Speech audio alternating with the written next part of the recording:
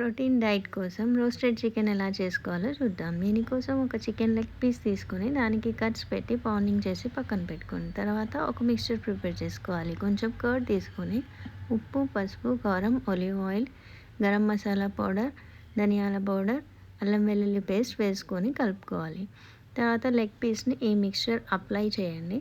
Apply చేసిన తర్వాత baby potato తీసుకొని స్లైసెస్ చేసుకోవాలి.